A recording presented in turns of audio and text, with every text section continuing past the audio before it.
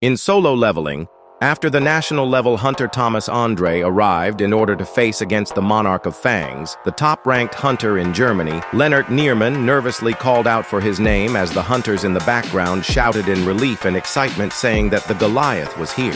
But Andre, annoyed, yelled telling the idiotic hunters not to stand there and evacuate the civilians. Looking at the monster before him, Thomas said that it looked like this wild beast didn't know its place. But the menace only stared back, licking his lips, ready to pounce on the man before him, making Andre say that a mad beast like him must be vanquished, and that was a universal truth. As both wild animals stared at each other, they ferociously emitted aura upon aura, waiting to see who would be making the first move. Raken suddenly launched an attack in a fraction of a second, hitting Andre point blank, but Andre's impenetrable body managed to block the attack, making his claws useless against him. And with this chance, Andre quickly counterattacked, launching a devastating blow to the Monarch's jaw. But this didn't stop the beast, as he managed to counter the counterattack, hitting Andre's side.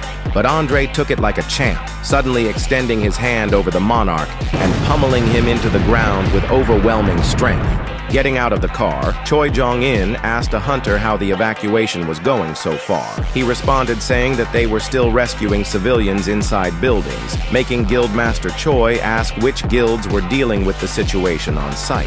The hunter responded saying that the Fiend Guild and White Tiger Guild were dispatched to the site, and hunters over the country were also gathered there because of the massive gate, saying he's sure the beast would be subdued in no time.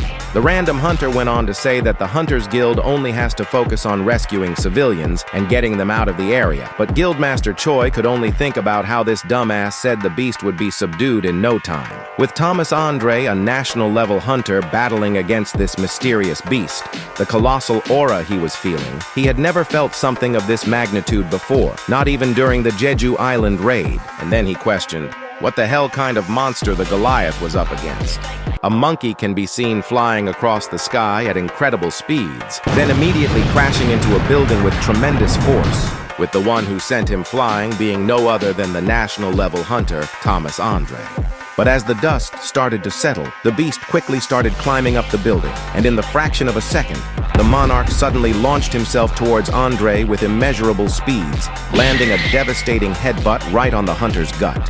But this attack wasn't able to make Andre move even one step from his place, completely stopping him in his tracks. Then, in 1/10 of a second, he suddenly grabbed the Monarch, lifting him up into the air, and then landing the most destructive suplex ever seen to man.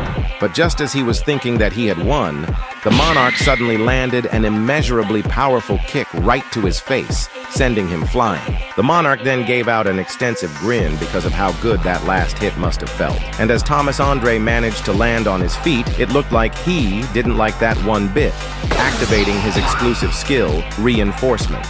The White Tiger Guild finally arrived on the battlefield, with Guildmaster Yunho saying that it looked like this was where the action was, telling his entire guild to get ready.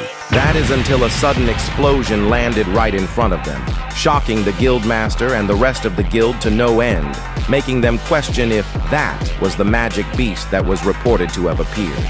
He then nervously looked to the other side, seeing a man clad in golden armor, saying that he must be the world-renowned Goliath, Thomas Andre. Seeing his enormous display of power, the random MFs in the background couldn't help but cheer for the Goliath, but Andre, seeing these dumbasses just standing there, quickly told them to take cover. The Beast King, ready to get his get back, smiled in excitement, making Baek Yunho think that that was definitely no ordinary beast and should transform right away. But mid-thought, the Monarch was already up in his face like EDP looking at a delicious cupcake. Yunho couldn't even look the Beast King in his eyes. The difference in power couldn't be more clearer.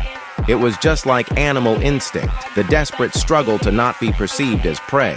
But the Fang Monarch quickly passed the wuss without even acknowledging his existence. Raken then activated his power of telekinesis, lifting multiple vehicles into the air, then suddenly launching them into Andre's direction at immeasurable speeds. Thomas was able to swat away a couple of the first vehicles to come at him, but after the fourth car stuck to him like a magnet, he was suddenly drowning in a sea of vehicles that came after.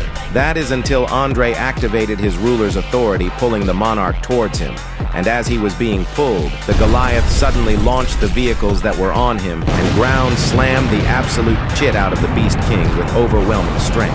Oh, but he wasn't done there, as he extended his hand backwards, serving the monarch serious consecutive punches with all his might and every fiber of his being.